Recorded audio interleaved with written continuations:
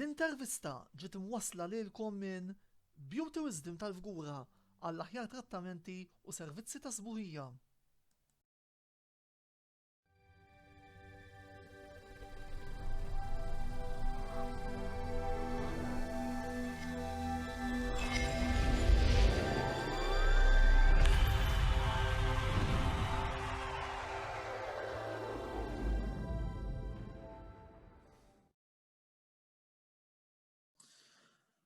Antonello Beleselmilkom jilqakom għat-tielet programm mis-sensiela l-intervista.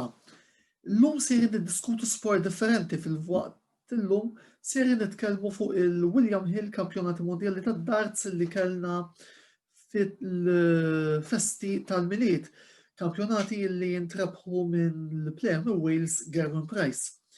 L-lum fuq il-panel ser jkoll PRO tal-Malta Darts Association kif ukoll kollega ġurnalist Robert Buzuttin biex flimkien niddiskutu ftit fuq dana tournament li kellna f'Alexander Palace ġewwa Londra kif ukoll nitkellmu ftit sew fuq il-futur ta' dan l-isport kif ukoll fuq il-ħidma tal-assoċjazzjoni lokali tad-darts f'dawn iż-żminijiet kemm xejn bsin tal-pandemija. Imma għalissa naqaf hawnhekk nibdew l-intervista u naraw ftit x'għandu xejdilna Robert f'dan il-programm tal-lejla. Robert, l-ewwel nett, grazzi tal-li aċċettajt l-istedina li tidħol f'dan il-programm tal-lejla u merħba. L-ewwel domanda li xtaqt insaqsik, kemm kienet mistennija ir-rebħa miksuba minn Gerwin Price fl-aħħar kampjonati mondjali li kellna fi żmien il-miliet ġewwa Londra?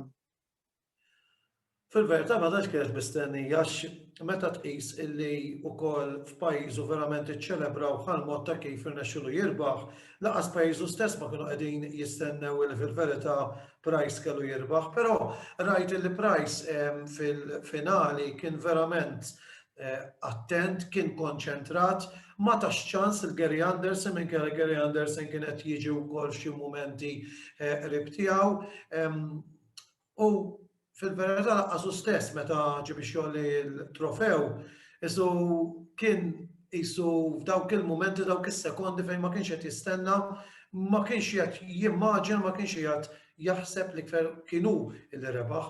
Le, jiena naħseb il-rebaħ mod meritat għax minkejja li forsi mhux ikkwotat daqs oħrajn, però naħseb li f'dawn it-tip ta' kompetizzjonijiet individwali meta jkollok l-outsider illi jkun konċentrat, però fuq kollox ikun rilassat, ma jkollx dik il-pressjoni u Gerwin Price nista' nqisu bħala plejer tad-darts li kien f'dik il-kompetizzjoni xi ftit ix-xorti għenitu veru, però ma kellux il-pressjoni u wasal fejn kellu jasal u eventwalment rebaħ dan it-tournament fer prestiġjuż. Anki minkejja l-fatt li inti forsi qed li ma kienx fost il-favoriti, biss il-bookmakers konsistentement tkun qed jipoġġuh it-tieni, it-tielet, naf li wkoll konxu tal-istaġun tajjeb li kellu. Rilassat, jiena rajtu rilassat waqt li kien qed jagħmel, waqt li kien qed jitfaddas, rajtu rilassat u naħseb dik kienet waħda mill-armi li għenitu sabiex jirbaħ, bl-opinjoni tiegħek intik. Eżattament. Mela, anke jekk b'missjoni tiegħu għax u beda jgħid ukoll anke waqt l-intervisti ma kienx fl-aħjar forma, Gary Anderson xorta rnexxielu jasal għar-raba finali mondjali f'6 snin. Kemm taħseb li minn dak li rajna ġewwa Londra, verament nistgħu nerġgħu naraw il-veru Gary Anderson fl-2021? Jiena naħseb li Gary Anderson l-ewwel ħaġa li se jkun qed jagħmel illi għalih disfatta illi ma rebaħx. M'hemmx dubju, u naħseb l-2021 meta jkollu ċans darb'oħra, Gary Anderson se jipprova jagħti risposta lill-bookmakers, jagħti risposta lil dawk in-nies illi forsi sa ċertu punt ħassewhom diżappuntati, jagħti risposta anke lil nnifsu illi forsi kellu jżomm daqsxejn iktar saqajh mal-art. Meta forsi kien hemm mumenti fejn jiena rajtu li ħareġ wisq rilassat qabel ma beda bdiet il-finali u forsi din kienet waħda mill-fatturi illi waslu għat-telfa ta' Anderson. Xummat meta tibda tara li x-xorti mhux qiegħda tgħinek, meta tara li Price beda jirbaħ punt wara l-ieħor, beda jkun preċiż fid-darts li beda jitfa', naħseb li fl-aħħar mill-aħħar irrid jagħti risposta f'dan il-lat illi ikun li biżżejjed illi jgħid isma' ġitni ħażina, però kapaċi nqum minnha. Dawn il-kampjonati raw lil Michael Van Gerwen jitlef l-ewwel post fir-rankings wara 7 snin. Taħseb illi l-era MVG bħala dominatur assolut fid-dinja tad-darts waslet biex tintemm jew temmen illi l-Olandiż kapaċi jirpilja u jagħti risposta fil-futur qarib? Mela biex inkun qed ngħidlek kollox, Antonello, jiena issa għamil żmien kont qed insegwi d-darts ħafna lura fil-passat, għamil żmien waqaft. U issa li għaddew l-aħħar 3 xhur bħala PRO tad-darts, l-ewwel homework li għamilt kien illi bdejt nara klabs lokali, bdejt nara anki x'qed jiġri internazzjonalment. Ġifieri għamilt dik il-ġimgħa fejn bdejt nagħmel daqsxejn homework personali biex nara minnu l-ewwel fir-rankings u xiex u kollox. U jiena kelli ċ-ċans ukoll nagħmel fil-programm tiegħi mid-dinja tad-darts ix-xandar fuq il-Facebook page tal-Malta Darts Association profil fuq Gerwin Price.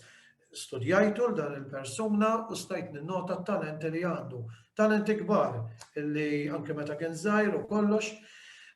Impressjonani, ħankun onest, impressjonani għal-mod ta' kif il-preċiżjoni, dik il-fatt li verament huwa bniedem hekk tan-nies ngħidu jien soċjali. Ejja, huwa veru dawn is-7 snin kienu snin tad-deb għal Gerwin Price. Għal Van Gerwen. Naqbel 100% li naħseb illi bil-mod il-mod se tkun qed ittemm l-era ta' Gerwin Price. Dana bħal kull ħaġa oħra fid-dinja ikun hemm żmien fejn ikun żmien tad-deb, però jkun hemm żmien fejn il-musmar il-ġdid jaqlad dak il-qadim u naħseb din se tkun hija se nkomplu naraw il-Gerwin Price jirbaħ, però dana mista tkun xi ħaġa faċli li issa jerġa' jekseb ir-ranking, kemm kollox huwa possibbli, però issa se tkun battalja interessanti fis-sena 2021 jekk Gerwin Price jerġa' xiġbor ġieħu għalkemm kif qedlek tilgħin darts players illi verament huma ta' talent. Eżattament, naħseb li fuq Van Gerwen konna fuq Van Gerwen naħseb li konna. Fuq Van Gerwen, eżatt. Għax ingerfex Gerwen. Għax qed għandhom isimu l-istess kombinazzjoni. Għalhekk qed ngħidlek gerfixt. Fażi ta' minn Gerwin għal Gerwin. Mela, fost id-delużjonijiet li kellna matul dawn il-kampjonati, se nsemmilek 3. Kellna ċ-champion renjanti Peter Wright, kellna l-Michael Smith u l-Rob Cross, dawn it-3 ġew eliminati fit-tieni round. Min minn daw il-players iddiżappuntak l-iktar? Jiena naħseb fil-verità, jiena naħseb il-detli tal-jum ddiżappuntaw. Ma nixtieqx niġi fuq xi ħaġa individwali għax dawna speċjalment iċ-champion renjanti. Però jien nibqa' nsostni li f'dawn it-tip ta' kampjonati inti għandek l-individwal. U on the day minkejja li tkun kemm tkun espert, tkun kemm tkun ix-xorti, il-konċentrazzjoni dawn kollha jgħinuk. Champion renjanti naħseb huwa l-iktar wieħed illi diżappuntani.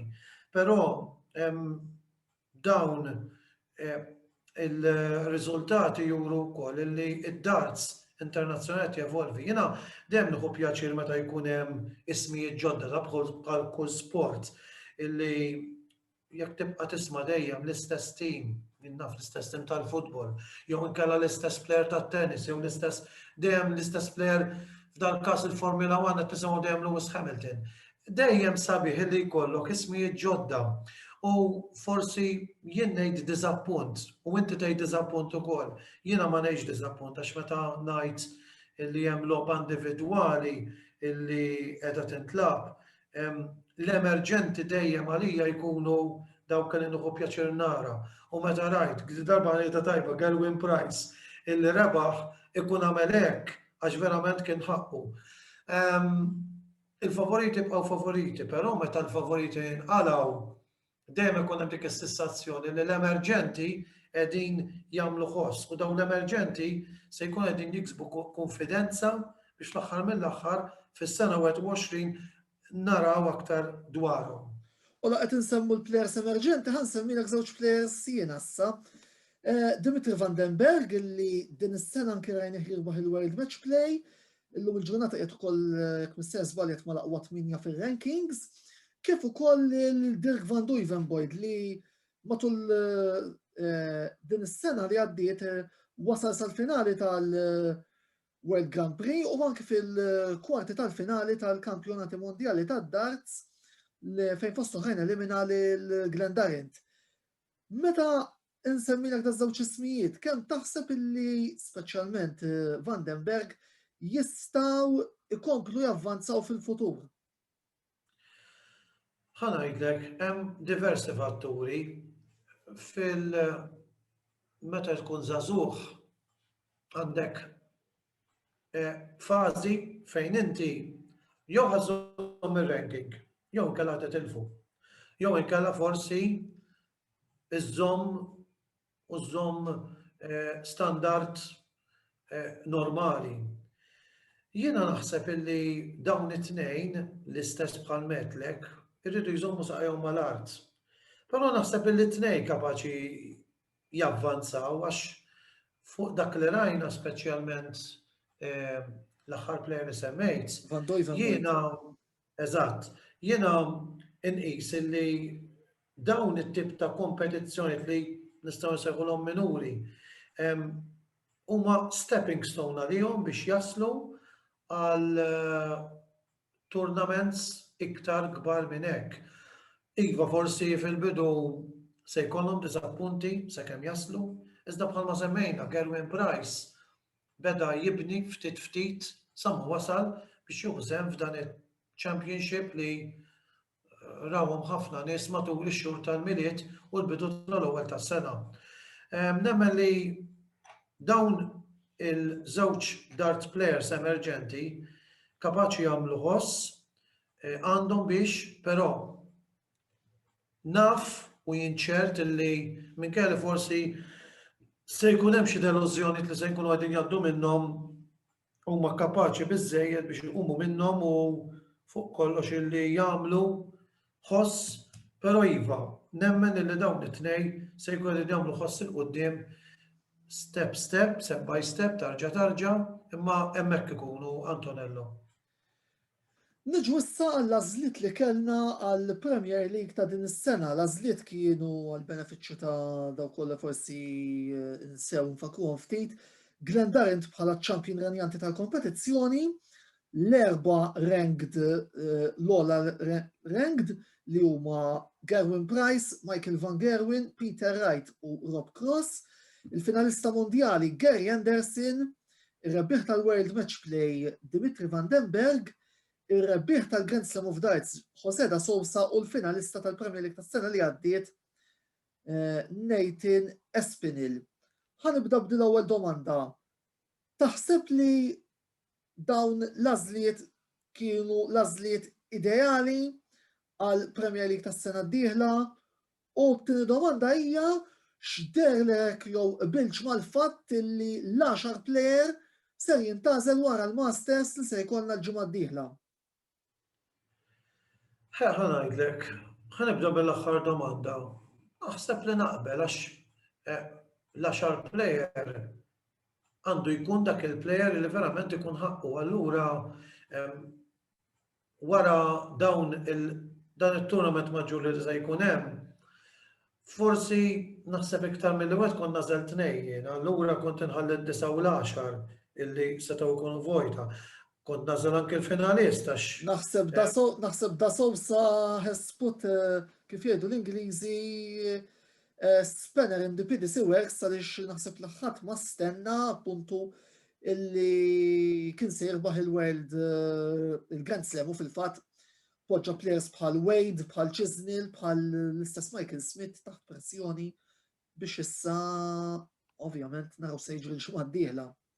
Jiena il-finali ta' De Sousa rajta, naħseb li m'hemmx diskussjoni li kien ħaqqu, kien verament tajjeb fil-Grand Slam, oġomni ħafna l-mod ta' kif. U anki joġbitna ħafna l-personalità tiegħu, il-personalità li għandu, ġifieri le ħanejlek fuq l-għażliet naħseb illi il-kriterju li jintażlu tista' toġob il-Ċiniż, tista' ma toġobx il-Ċiniż, ġifieri din hija xi ħaġa li tista' tkun popolari u tista' ma tkunx, imma fl-aħħar mill-aħħar nemmen illi ċertu għażilta bħal kull sport taqbel jew ma taqbilx, naħseb li fl-aħħar mill-aħħar dawn l-għażliet kienu ġustifikati, però nerġa' ngħid li naħseb li kont inħalli ż-żewġ għażliet għal dan il-Masters illi se jkun qed isir fil-jiem li ġejjin. L-aħħar domanda nixtieq nagħmellek se toħodna ftit il-barra mis-suġġett tal-kampjonati mondjali, iżda nixtieq nieħu l-okkażjoni biex insaqsik fuq l-operat tal-Malta Darts Association f'dawn iż-żminijiet sfortunati tal-pandemija li qegħdin ngħixu bħalissa. X'inhu jiġri fl-assoċjazzjoni at this point? Ġara ħafna fil-verità Antonello, fil-verità f'Ottubru li għadda kien hemm il-ħatra tal-Bord il-ġdid tal-Malta Darts Association fejn minna nirringrazzja lill-Malta Darts Association illi oġobhom ukoll illi jaħtruni bħala PRO. Rodrik Zammit li huwa l-President il-ġdid ta' din l-assoċjazzjoni u li fija qegħdin naraw illi bdejna nevolvu vera bħalissa m'hemmx logħob minħabba li l-każini u l-bars huma magħluqin. Hija weġġa jiena fost l-oħrajn nixtieq ħafna li nibda insegwi l-logħob ta' darts lokali iżda fil-verità bħalissa dan kollu ma jistax iseħħ. Però sa dan it-tant bħala assoċjazzjoni qegħdin naħdmu qatih, bħalissa nista' ngħidlek illi fuq il-paġna tal-Malta Darts Association qed nagħmel programm darba kull 15 li jismu mid-dinja tad-darts fejn qed nitkellem ma' xi plejer tad-darts lokali nagħmillu intervista. Fl-aħħar programm s'issa produċejt 6 programmi, kelli ċans anke nintervista lir-rebeħ tal-Malta Open tas-sena 2019 Joe Davis u qed nagħmel anke xi logħob passat li kien isir f'dawn l-aħħar snin. Nagħmel ukoll darts internazzjonali u għalhekk fil-verità stajt inwiġbek dawn il-mistoqsijiet għax dik ukoll saqsejthom li 3 xhur ilu konna ngħidlek ma nafx. U xi ħaġa importanti li nistgħu wkoll inħabbarha hija l-fatt li ġew deċiżi il-dati tal-Malta Open illi jsir kull sena, s-sena l-oħra ma sarx 2020 ħabba raġunijiet kif nafu l-pandemija, però jekk fingers crossed li kollox imur kif suppost, l-Open tad-darts għal din is-sena ser isir fid-9 fl-10 u fil-11 ta' Novembru. Fil-fatt se jkun qed isiru anki aktar informazzjoni fil-jiem li ġejjin u forsi nkun nista' anki inti permezz tal-paġna tiegħek tixxerja dak li nkun se nagħmel. Fil-fatt proprju meta tissir din l-intervista ta' se nkun din inħejju fil-fatt din l-intervista ma' Joe Davis nerġgħu nagħmluha bl-Ingliż biex inkun nistgħu ndawruha anke madwar id-darts il-paġi tad-darts Ewropej u fil-jiem li ġej se nkomplu naħdmu sabiex meta eventwalment jiftħu l-każin, jiftħu l-bars u jibda ngħidu kampjonat, iktar mill kampjonat tournament, nkunu fil-pożizzjoni li nkunu nistgħu anki nagħmlu aktar affarijiet.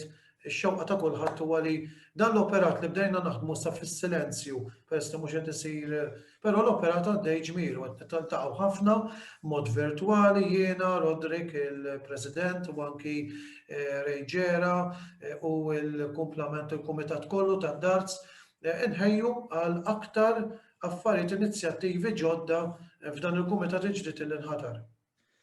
Grazzi Robert tal-li oġbok tattenda din l-intervista. Grazzi lilkom li segwejtu dan il-programm. L-intervista jeġi ritorna magħkom il-ġimgħa d-dieħla fejn il-ħsieb huwa li nitfgħu l-attenzjoni tagħna fuq il-futbol Taljan. Grazzi wkoll l-sponsors tagħna Beauty Wisdom tal-Fgura għall-aħjar fejn jidħol trattamenti ta' żbuħija.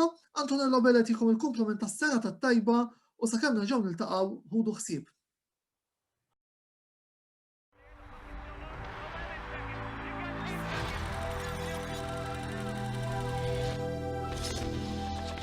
Dan il-programm għadu kemm ġie mwassal lilkom minn Beauty Wisdom tal-Fgura għall aħjar trattamenti u servizzi ta' sbuħija.